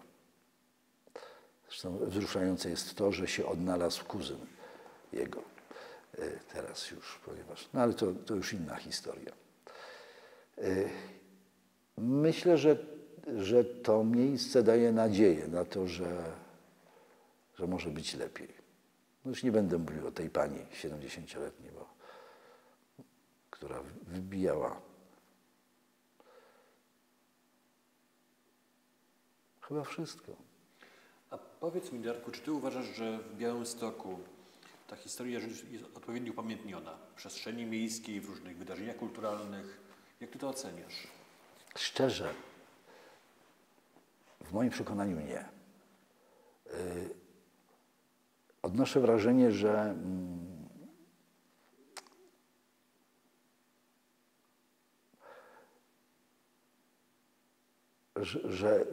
że to upamiętnienie, czy tam celebrowanie, ono istnieje i trzeba powiedzieć uczciwie, ale właśnie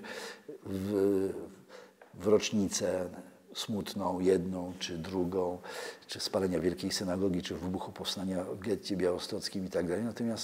Natomiast są ludzie, i trzeba powiedzieć uczciwie, są nauczyciele, są tacy, którzy robią naprawdę kawał dobrej roboty, żeby zwłaszcza wśród młodych, wśród młodzieży mówić o tym, jak wyglądał ten świat, co się wydarzyło, ale w moim przekonaniu powinna to być no, permanentna czyli robota w zasadzie robota u podstaw, że to powinno być wpisane, mówiąc krótko, w harmonogram pracy nauczycieli właśnie w HIT-u, czy są tacy, którzy mówią o tym i tu nie ma o czym gadać. Natomiast o takiej cały czas jest, w moim przekonaniu cały czas się za mało dzieje w tej materii, takiej powiedziałbym powszechnej, codziennej. Był taki projekt utworzenia Muzeum Sztuk Białostockich. Tak, prawda? tak. Do tej pory niezrealizowane. No i nie wiem, jaka będzie przyszłość. Odnoszę wrażenie, krążą różne plotki, bo takim miejscem w moim przekonaniu bardzo na miejscu to był budynek szkoły Tarbut, czyli kultura w centrum miasta, raptem 50 metrów od głównej alei przy ulicy Lipowej. Ale podkreślam, to są plotki, bo nie wiem, co tam będzie i odnoszę wrażenie, że nic. Uważam, że wielkim krokiem jest to, że wymagającym również odwagi, jest to, że to miejsce, w którym jesteśmy, nazywa się Galerią Kultury Żydowskiej. Wymagającej odwagi? Tak sądzę. Co masz na myśli? Czy już to samo pojawienie się słowa żydowski, żydowska? No to jednak musimy nawiązać do tego, co się wydarzyło tutaj, czyli pojawiła się w gablocie plakaty informujące, że to jest Galeria Kultury Żydowskiej i na szczęście tej samej pani trzykrotnie, nie miała świadomości tego, że obiekt jest monitorowany, dlatego my wiemy kto, jak wygląda pani, wiemy jaka była sytuacja, po prostu dwukrotnie stłukła szybę w tej gablocie, a raz po prostu waliła w gablotę, tam jeszcze nie zdążyliśmy wymienić szyby. Czyli wiesz, znowu wracam do pracy z więźniami. To jest proces. To trzeba wyjaśnić. Nie można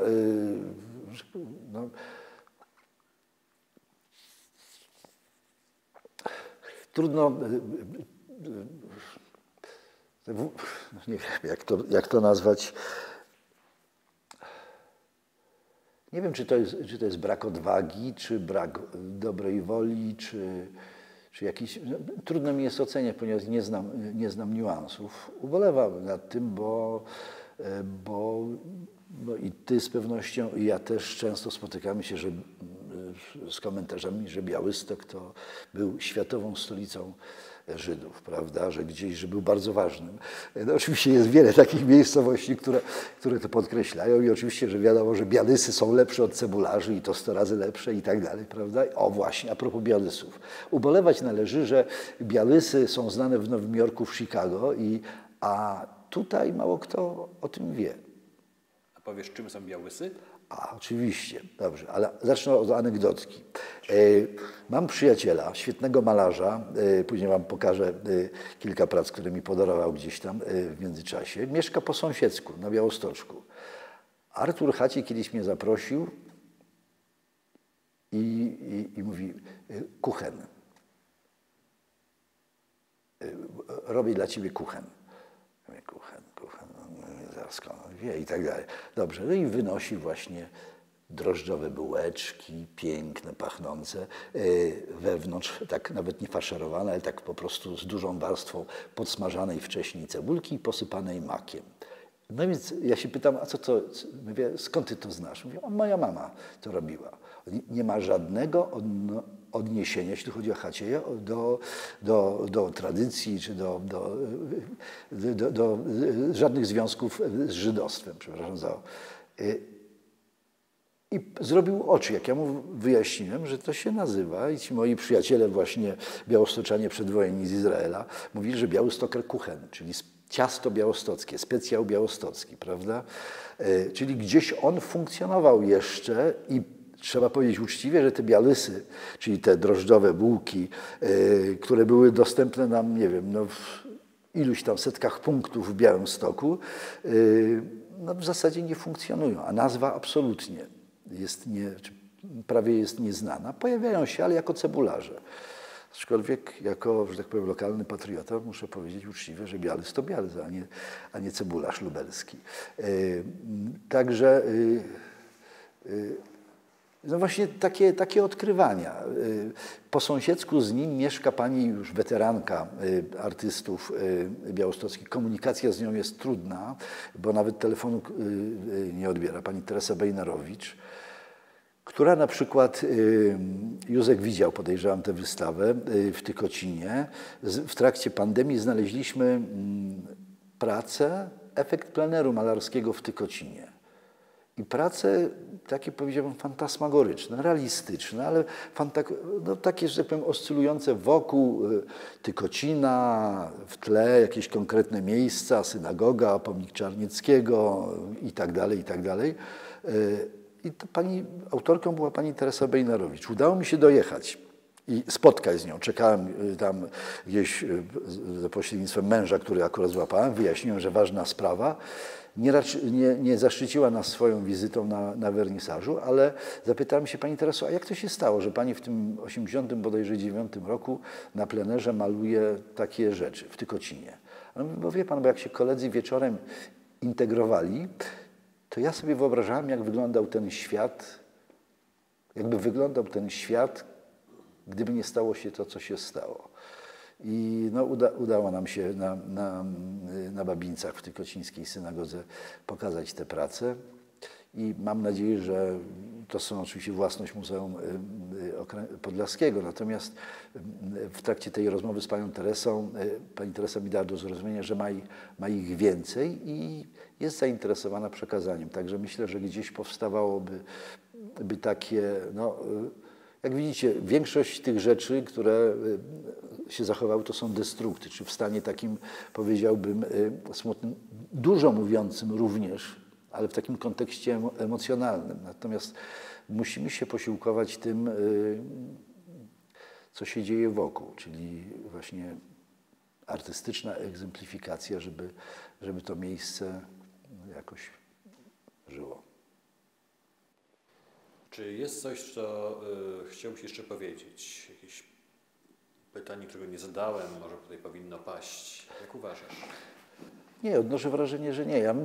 Ja bym taką historyjkę dodał taką rzecz, bo w zasadzie wszyscy na świecie nazwisko i imię Ludwik Zamenhof kojarzą z Esperanto. A ze wstydem przyznam się, że kilka lat temu dotarłem do pracy mojego dobrego kolegi Waltera Żelaznego, profesora socjologii, który zajmował się, badał twórczość Ludwika Zamenhofa i dotarł do pism, do informacji, dokumentów Ludwika Zamenhofa, z których wynika jednoznacznie, że dziełem najważniejszym dla Ludwika Lazara Zamenhofa było stworzenie idei hilelizmu właśnie, czyli tego, o czym sobie w międzyczasie powiedzieliśmy. I niestety tak jak język Esperanto pozostaje językiem nadziei, tak ta idea hilelizmu też niestety napotyka na trudności. Dziękuję Ci za rozmowę. Dziękuję bardzo.